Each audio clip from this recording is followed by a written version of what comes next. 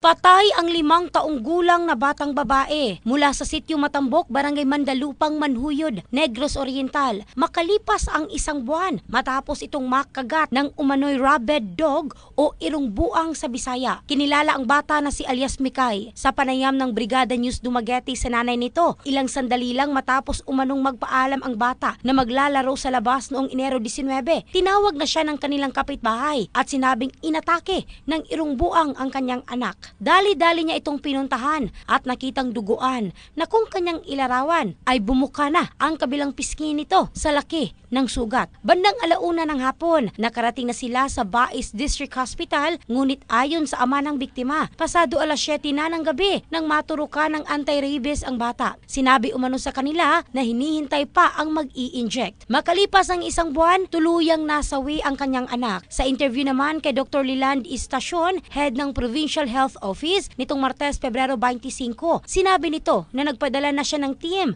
na mag-iimbestiga sa insidente, lalong-lalo na ang timeline nito. Nilinaw din niya na mandated ang mga LGUs na mag-establish ng animal bite centers upang hindi na palaging mag-rely sa PHO. Muli namang nanawagan si Estacion sa mga cat at dog owners na pabakunahan ang mga alaga ng anti-rabies. In the heart of changing lives, ito si Michelle Craste ng Brigada News Philippines, the Music and News Authority.